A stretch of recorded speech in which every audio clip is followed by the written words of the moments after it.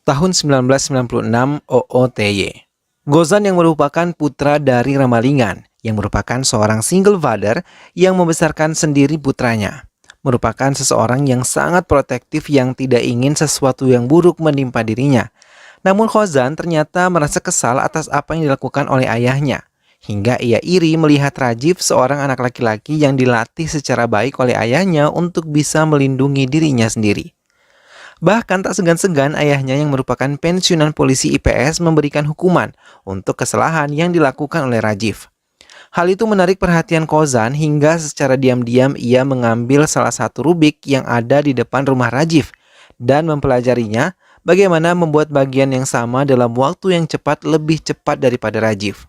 Saat keesokan harinya, ketika ia mengembalikan rubik tersebut, ia malah diajak bermain bahkan bertanding bersama dengan Rajiv untuk menyusun rubik yang ada di sana. Permainan pun dimulai, dan Paman Pari yang merupakan ayah Rajiv menjanjikan sebatang coklat sebagai hadiah untuk pemenangnya. Rajiv menyelesaikan 53 detik, waktu tercepat sepanjang latihannya. Namun ternyata masih kurang cepat dari Khozan yang membutuhkan waktu 45 detik untuk menyusunnya. Bahkan Paman Pari mengajak Khozan untuk berlatih bersama dengan dirinya. Ia ingin mempunyai keinginan untuk melatih mereka menguasai teknik-teknik menjadi anggota polisi dengan analisa yang baik dan juga masuk akal. Bahkan mereka pun dilatih untuk menjaga diri mulai dari bela diri dan juga menembak. இன்னைக்கு photographic memory test இங்கேயே ஸ்டார்ட் பண்ண போறோம்.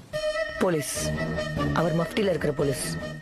Khozan dan Rajiv bermain catur bersama, namun kali ini Rajiv memenangkan permainan ini. Dan tiba-tiba ayahnya memanggilnya dengan cepat, kemudian Rajiv menghampiri Paman Pari. Tapi tak berapa lama ia berteriak memanggil Khozan. Mendengar jeritan sahabatnya, ia terkejut ketika melihat darah menggenang di area leher dan di belakang Paman Pari. Rajiv menangis sedih karena kehilangan ayahnya. Khozan melihat sebuah jeep menjauh dari rumah Paman Pari. Tak lama polisi pun datang memeriksa semuanya. Khozan dan Rajiv pun dibawa ke kantor polisi untuk dimintai keterangan atas kematian Paman Pari. Tak lama Ramalingan datang dan memberikan keterangan kepada polisi di sana kalau putranya tidak bersalah dan meminta izin kepada polisi tersebut untuk membawanya pergi dari kantor polisi itu. Inspektur polisi tersebut pun mengizinkan, tapi Khozan diminta bisa datang untuk memberikan keterangan saat polisi memintanya. Ramalingan pun menyetujuinya dan membawa Khozan menjauh dari kantor polisi tersebut dan meninggalkan Rajiv seorang diri. Tahun 2021 di Singapura, Little India. Khozan yang tumbuh menjadi pemuda tampan tetap membantu ayahnya. Kali ini mereka mengolah sebuah toko kebutuhan sehari-hari yang diberi nama Khozan Market. Di tempat itu adalah suatu tempat yang berisikan komunitas Tamil yang tinggal di daerah tersebut. Beberapa warga Tamil pun melakukan demo di depan kantor tempat mereka bekerja. Mereka menuntut perusahaan bisa mengembalikan paspor yang mereka tahan. Padahal masa kerja mereka sebagian besar akan habis 1 minggu ke depan. Maka tanpa diketahui ayahnya, Khozan bersama dengan Babu merencanakan sesuatu yang besar untuk bisa menolong warga sekitar. Khozan yang menyelinap ke dalam gedung kantor dan melumpuhkan beberapa penjaga di sana, sedangkan Babu yang diberi tugas untuk mengintai keamanan yang ada di dekat kantor tersebut. Khozan berhasil menyelinap masuk dan mengambil semua paspor warga Tamil yang ditahan perusahaan dan memberikannya kepada mereka. Rajiv yang memiliki tugas di Singapura juga mendatangi Singapura melalui jalur udara. Di bandara, ia bahkan sempat berbicara dengan wanita yang menurutnya menarik, bahkan ia memberanikan diri untuk mengajaknya makan malam berdua. Khozan yang sudah mencintai Asvita ingin mengatakan semua perasaannya. Namun saat berbicara pada Babu, tiba-tiba sebuah ledakan besar terjadi dari sebuah agen gas yang ada di dekat tempat tinggalnya. Union Gas Agency itu membuat kepanikan warga yang ada di sana. Khozan berlari dan melihat beberapa korban yang ia kenal, bahkan sangat ia kenal. Ia merasa sangat sedih kehilangan 11 teman-temannya yang bekerja di sana. Padahal beberapa dari mereka berencana untuk kembali ke India setelah mendapatkan paspor mereka kembali. Ledakan itu pun menjadi berita hangat di televisi. Namun di sana menyebutkan pemilik perusahaan akan memberikan kompensasi sebesar 10.000 US dollar dan menurut Khozan angka itu tidak sebanding dengan biaya hidup mereka di sini. Khozan menghentikan kendaraannya di depan kejadian peledakan tadi. Ia merasa kesal karena mayat seekor anjing tidak dibawa oleh petugas. Namun seorang pedagang yang ada di dekatnya mengatakan kalau anjing tersebut baru saja mati karena 1 jam yang lalu ia dalam keadaan baik-baik saja. Kozan mendekati tubuh anjing yang mengeluarkan busa di mulutnya tersebut. Kemudian ia memeriksa semuanya hingga ia mengetahui kalau anjing tersebut memakan sesuatu yang terkena cairan asam, dan dari itu ia tahu peledakan ini dilakukan dengan sengaja, bukan ketidaksengajaan karena asam tersebut dicampurkan dengan cat lukis yang ada di dinding area agen gas tersebut. Babu mengatakan bahwa James yang melukis di area ini, maka dengan cepat ia langsung mencari James. Melihat Kozan, James ketakutan, tapi dengan cepat Kozan pun mengejarnya. Setelah mendapatkannya, ia menekan James untuk mengatakan dalang dari ini semua. James mengatakan ia diminta seseorang untuk melakukan ini dengan imbalan 10.000 US dollar. Tapi ia sama sekali tidak mengetahui nama si penelpon, bahkan bayarannya pun diletakkan di kotak sampah. Kozan melaporkan kepada Aswari Morty yang merupakan inspektur di sini. Aswari Morty mengatakan kecurigaannya kepada Kozan dan mengatakan kalau besok Menteri Luar Negeri akan datang ke Singapura dan direncanakan akan mendatangi tempat peledakan itu. Arudanti Mohan pun baru saja tiba di bandara dan langsung mendapatkan penjagaan ketat dari Interpol yang bertugas. Semuanya memperketat penjagaan hingga pengawal menonaktifkan signal menteri agar tidak terlacak oleh para pejabat yang ingin kematiannya. Arudanti pun mendatangi perkumpulan Tamil dan mengucapkan bela sungkawanya kepada 11 orang yang telah menjadi korban di dalamnya. Sementara Rajiv telah menyadap alat bantu jantung menteri. Hingga saat menteri berbicara, ia merasa sesak napas dan keringat memenuhi area wajahnya. Melihat sesuatu yang tidak beres, Kozan langsung mengambil sebuah senjata dan menembakkannya ke dada sebelah kiri menteri hingga menteri pun jatuh dan Kozan sendiri ditahan oleh kepolisian setempat. Kozan dibawa ke kantor polisi dan dimintai mengaku bahwa ia adalah anggota teroris. Tapi dengan tenang ia mengatakan bahwa ia bukan pelakunya. Bahkan ia menembak menteri itu untuk menolongnya. Hal itu membuat komisaris menjadi marah dan menekannya terus dengan menggunakan arus listrik yang kuat. Tapi tak lama dokter yang menangani menteri menelpon komisaris dan menjelaskan kalau menteri telah membaik. Dan menjelaskan kalau penembakan itu malah menolong menteri karena seseorang mencoba meretas alat pacu jantung yang terpasang di tubuh menteri setahun yang lalu. Mendengar hal itu, komisaris meminta maaf kepada Kozan dan meminta bantuan Kozan untuk mengetahui pelakunya berada di mana. Kozan menjelaskan dengan analisa yang mudah diterima oleh para polisi yang ada di sana, hingga mereka langsung membentuk pasukan untuk menjemput Rajiv, pelaku dari kejahatan ini semua. Rajiv yang tahu usahanya gagal dan akan dijemput paksa oleh petugas meminta timnya untuk melakukan rencana B.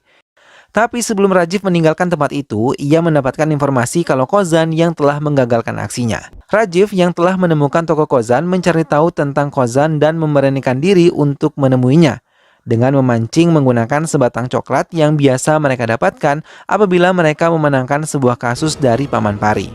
Kozan meminta maaf karena telah meninggalkan Rajiv seorang diri di kantor polisi 25 tahun yang lalu. Pada kesempatan itu Rajiv menceritakan bahwa ia sendirilah yang telah menghabisi ayahnya, yang mengetahui kejahatannya membobol ATM karena menemukan uang hasil curiannya di lemari mereka. Ayahnya menjadi sangat marah, bukannya bangga. Pari mencoba menjelaskan kalau yang dilakukan oleh Rajiv adalah kriminal dan merupakan suatu kejahatan. Bahkan Pari berniat untuk melaporkan putranya sendiri ke kantor polisi, namun Rajiv menolaknya dan terus memohon untuk tidak melakukan itu hingga ia tidak mengendalikan emosinya. Ia menarik belati yang terpasang di dinding dan langsung menikam ayahnya hingga ayahnya tewas. Kemudian ia menghilangkan semua barang bukti dan membuat drama seolah-olah pelakunya berasal dari luar. Kozan meminta Rajiv untuk menyerahkan diri ke polisi karena telah menghabisi 11 orang yang tidak bersalah sama sekali. Tapi bukannya merasa bersalah, ia malah menantang Kozan dan mengatakan ia akan menghancurkan semua orang yang Kozan sayangi sebelum ia meninggalkan Singapura dan ia akan menghabisi mereka semua. Berita kegagalan penyerangan itu pun terdengar oleh penguasa Beijing dan pemilik perusahaan di sana meminta pembunuh bayarannya yang menyamar menjadi koki bernama Bonti untuk menghabisi Rajiv sesuai dengan perjanjian mereka.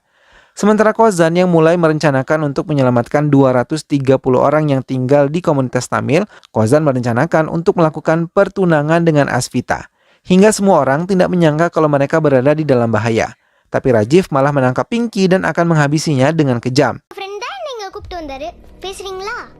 Pinky மட்டும் இல்ல அவளை சுற்றி 5 மீட்டருக்கு Mendengar hal itu, Kozan menelanjangi semua kebenaran yang ditutupi dari perusahaan Beijing yang menyewanya. Ia mengatakan tentang Anissa yang tengah hamil adalah istri dari Rajiv yang dibuat seolah-olah mereka tidak mengenal. Kozan yang sebelumnya pernah menemui Anissa di kamar hotel mulai mengetahui masa lalu Anissa dan Rajiv yang terbiasa berbuat kejahatan, hingga mereka memutuskan misi dari penguasa Beijing adalah misi terakhir mereka. தானு தெரிஞ்சு ஏற்கனவே உன் மேல கொலவெறியில இருக்கு. Rajiv yang mengetahui Anissa bersama dengan Kozan membatalkan niatnya untuk menghabisi Pinky, membuat mereka pun melakukan penukaran Pinky dengan Anissa. Kozan meminta Rajiv menyerahkan diri pada polisi dan ia akan menjamin keselamatan Anissa sampai ke India. Rajiv pun menyetujuinya dan berjanji pada Anissa mereka tidak akan lagi berbuat kejahatan. Bonti yang mengikuti pergerakan Rajiv merasa kecewa karena Rajiv menyerahkan diri ke kantor polisi. Bonti pun melaporkan kepada atasannya. Anissa yang telah mendapatkan tiket penerbangan langsung diantar ke bandara oleh Kozan. Namun ia tidak menyangka bahwa dirinya akan tewas di tangan Bonti saat ia berada di toilet. Rajiv yang telah menjalani kehidupan barunya di penjara Changi terkejut bercampur marah ketika melihat berita kematian Anissa. Ia mengira kalau Kozan tidak menepati janjinya. Ia pun memakan beberapa udang yang ada di meja untuk membuat alerginya kambuh. Pihak penjara pun membawa Rajiv ke rumah sakit. Namun di tengah jalan, ia memberontak dan menghabisi semua penjaga. Kemudian ia menuju sebuah rumah sakit dan langsung menghubungi pembunuh bayarannya untuk menghabisi Kozan. Di tengah perjalanan, Babu memberitahu Kozan kalau Anissa telah tewas di bandara. Saat mereka tengah membicarakan kematian Anissa, tiba-tiba mereka diserang oleh 2 pengendara motor. Kozan mencoba menelpon Ganesha dan meminta membawa ayahnya ke bandara. Ganesha pun menurutinya dan Kozan juga berhasil mengatasi pembunuh bayaran tersebut. அவன் தப்பிச்சிருவான்னு எனக்கு தெரியும். Ganesha yang menjemput Ramalingan melihat 8 orang bertopeng dan bersenjata api mendekati toko mereka. Kozan meminta Ganesha menumpahkan cat glow on the dark. Ganesha pun menurutinya. Setelah menuangnya, ia meninggalkan toko tersebut dengan menggunakan pintu belakang dan segera menuju bandara. Namun, 8 orang bertopeng yang merupakan suruhan dari Rajiv melaporkan kalau Ramalingam sudah tidak ada di toko tersebut. Kemudian Rajiv meminta mereka untuk menculik anak-anak di perkampungan tersebut. Mereka pun menurutinya dan membawa mereka semua menjauh dari tempat tinggal mereka. Rajiv langsung mengancam semua orang tua yang kehilangan anak perempuan mereka. Ia juga mengatakan kalau semua ini karena Kozan yang telah menghabisi istrinya dengan sangat kejam. Dan Ramalingan malah meninggalkan tempat ini untuk kepentingannya sendiri. Kozan mencoba mencari tahu penyebab kematian Anissa hingga ia menemukan bukti kalau Anissa tewas di tangan Bonti, seorang pembunuh bayaran yang diutus dari Beijing untuk menghancurkan Kozan dengan bayaran 8 juta Beijing. Karena perjanjian mereka, bila Rajiv gagal menjalankan misi maka ia akan dihabisi. Semua penduduk di tempat tinggal Kozan memutuskan untuk meminta Ramalingam kembali. Geta yang merupakan istri Ganesha pun menceritakan apa yang terjadi di tempat tinggal mereka. Hingga Ganesha akhirnya memutuskan untuk memutar balik dengan cara menipu Ramalingam. Kozan yang terus menghubungi Ganesh merasa sesuatu yang salah ketika Ganesha tidak mengaktifkan handphonenya. Sesampainya di tempat tinggalnya, Rajiv memberikan sebuah senjata dan meminta orang-orang di sana untuk menghabisi Ramalingam. Namun tak satupun dari mereka berani melakukannya karena selama 25 tahun mereka bersama dan sudah sama-sama menganggap satu sama lain adalah keluarga. Hingga Pinky menelpon dan mengabari pada Kozan tentang apa yang terjadi di tempat tinggal mereka. Kozan pun meminta Pinky untuk mematikan saklar lampu yang ada di gardu listrik dan memintanya mengikuti cairan hijau yang membentuk gambar ban. Pinky pun melaporkan kalau jejak ban tersebut menuju ke Serangoon Road. Kozan telah mendapati tempat para penculik itu menahan semua anak perempuan. Menggunakan senjata api, ia menghabisi semua penculik dan membawa anak-anak tersebut keluar dari ruangan itu.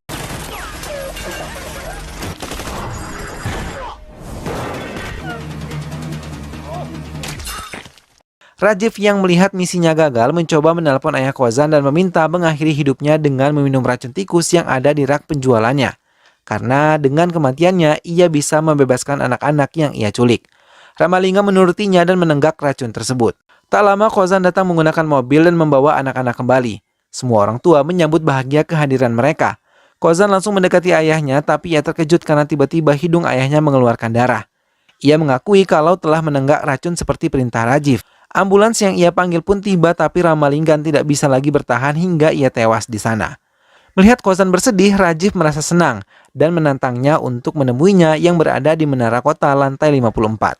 Tapi bukan melalui pintu, Kozan datang menggunakan kran.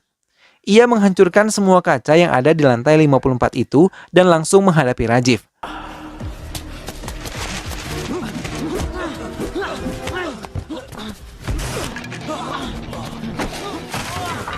Mereka saling melukai dan saling menyerang hingga satu kesempatan Rajiv terpental dan Kozan masih bisa memegang kaki Kozan. Di sana ia menjelaskan kalau ia bukanlah pembunuh Anissa, karena pembunuh Anissa adalah bounty suruhan dari pihak Beijing Cina. Mendengar hal itu, Rajiv meminta Kozan untuk menolong dirinya. Tapi Kozan tidak bisa mengendalikan dirinya dan ia merasa marah karena Rajiv telah menghabisi orang-orang yang tidak bersalah kepada hidup Rajiv. Kozan pun melepaskan pegangan tangannya dan membiarkan Rajiv terjatuh dan film pun selesai. Nah sahabat, itulah tadi alur cerita dari film yang berjudul Enemy. Rasa dendam dan juga benci telah menguasai hati dari sosok seorang Rajiv. Sehingga ia dengan begitu teganya menyerang dan menghabisi ayah kandungnya sendiri. Hal ini menunjukkan betapa pentingnya pendidikan karakter kepada anak. Sehingga anak dapat tumbuh dengan baik dan mengenali serta mengetahui bagaimana cara untuk berbakti kepada orang tuanya. Semoga sahabat semua terhibur setelah menyimak alur cerita film ini. Sampai bertemu lagi di alur cerita film-film selanjutnya. Baiklah, sampai ketemu lagi. Sehat selalu dan wassalamualaikum.